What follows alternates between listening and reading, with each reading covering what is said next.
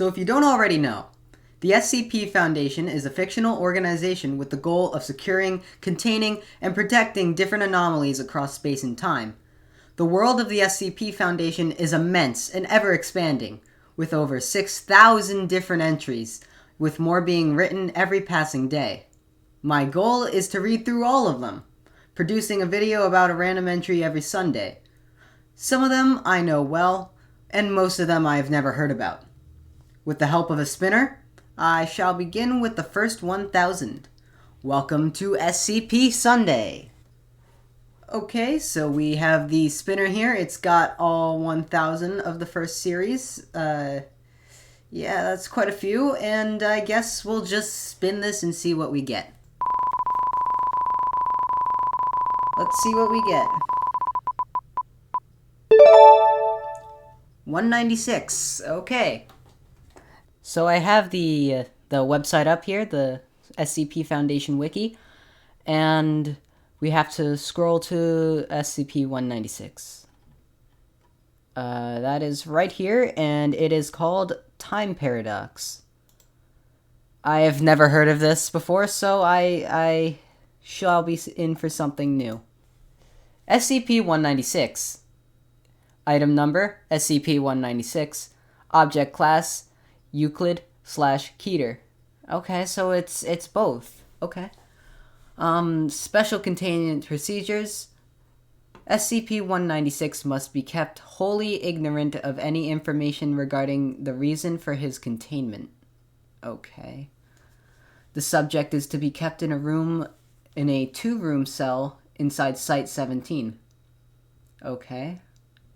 This cell is to be furnished with whatever SCP-196 requests, as long as the request does not show any obvious likely lethal use and does not violate any SCP procedure. Oh, okay. I still don't know what this is. Subject must cohabit with at least one member of the site's Level 2 security personnel, who must be armed exclusively with non-lethal weaponry. Okay. Don't know why that is. Subject is allowed to freely wander the installation if accompanied by at least one member of Site-17 security personnel. Note that all staff below Level 3 have been told that he is a safe class object. SCP-196 has agreed to wear a satellite tracking anklet. Subject is told that removal of this anklet would result in his death, but this is not actually the case. Okay. I'm wondering what it is. SCP-196 displays no extraordinary physical ability, thus probability of escape is negligible. Okay, so I guess this guy requires not the most security I've ever seen in an SCP article, but definitely not the least, because he is Euclid and Keter, which means he could be pretty damn dangerous or pretty complex to keep contained, I guess, if aggravated. Let's move on to the description. Description. SCP-196 appears to be a middle-aged male, under 2 meters tall, of African American descent. Okay. He claims to be 47 years old. Subject has black hair and brown eyes. There are no abnormal physical characteristics. Subject displays all basic needs of a normal human being. Subject tested with an IQ of 109, well within normal parameters. Subject's psychological examination indicated that he suffers from an institutionalization and Stockholm syndrome in relation to Foundation security staff. Okay.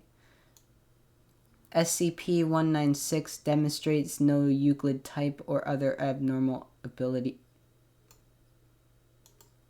But he says he's Euclid and Keter. Okay. I've run the full battery of tests and the exams says the guy is normal. Wait. So they've just got a normal guy in here. Okay. So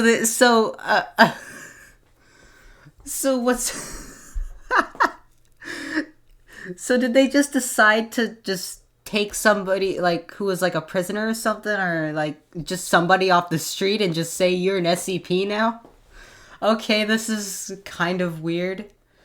I guess let's move on and see if this does actually get weird. Okay, level 4 clearance required. Security clearance adequate. Access authorized. Addendum 19601, document 19601. Okay. SCP-196 appeared at blank. Okay, that's a great time.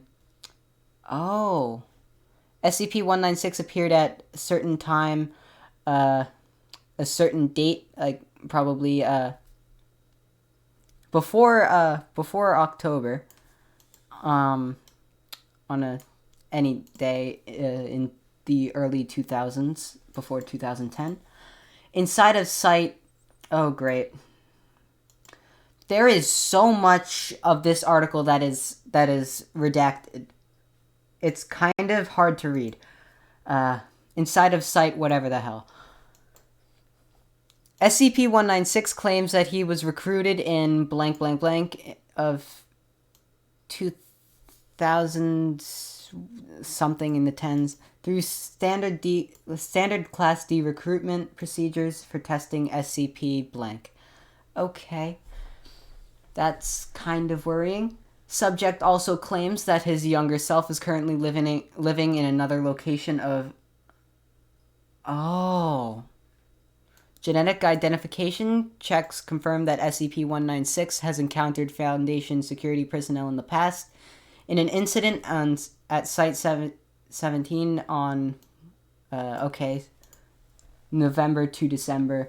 In the first 10 days in 1960 sometime. Okay.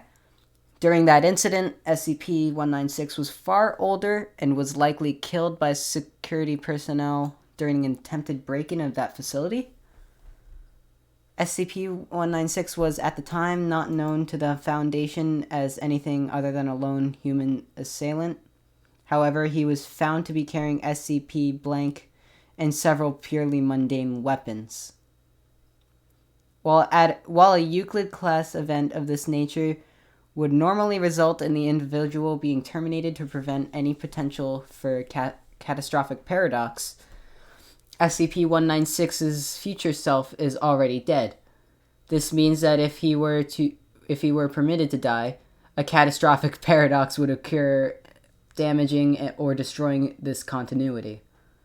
SCP-196 must be kept alive until he decides and successfully manages to escape of his own accord and somehow travels back to experience his own death while carrying SCP blank. Okay. Note that because of the potential for a paradox, SCP-196 must be kept far away from his younger double in blank blank. Okay. Additionally, a covert observation team must be permanently attached to SCP-196's younger self to protect his life. This dedicated security force should otherwise not intervene. Failure to permit the timeline from unfolding naturally could result in damaging or destroying this continuity. For these reasons, SCP-196, despite being otherwise mundane, must be carefully monitored and has been classified as a Euclid/Keter class object. Oh, so the Euclid and Keter class actually makes sense now that I read Addendum 19601. Okay. So, pretty much, I guess what happened here is that the SCP Foundation finds a person who is a Class D, which usually means that he's like on death row or is going to die of some illness, and is put on the SCP Class D for testing different types of SCPs on human effects. So I guess this guy went through the recruitment procedures to becoming a Class D, and he was found with an SCP already on him, but also says that, oh, I exist at some other point in time as well that's younger than me, and I guess I have to go see myself die, and their genetics are the same. And okay, so I get why he's now an SCP, because the anomaly is that he exists at 2 points in time, and disrupting his younger self might accidentally disrupt the time-space continuum. So this is actually quite interesting, even though it's not that long of an article. There's literally only a few paragraphs. There's literally, okay, 1, 2, 3, 4. There's only 5 paragraphs in this entire article, with some of the more famous ones being many paragraphs. And I'm not even going to talk about 3000, which has like, I don't know how long that is. That's like an entire novel's worth of story. So this one is actually a decent one to start on, because it's kind of simple. It's easy to digest, and for somebody who's new to the SCP Foundation, it actually probably makes somebody who doesn't know that much about it able to digest what the SCP Foundation is about, because it's such a quote normal. It's kind of a more normal scenario than some of the Eldritch gods that I've seen on this site. So thank you for tuning into SCP Sunday. Tune in next Sunday to see another SCP that I read. This is Al from Half Human signing off.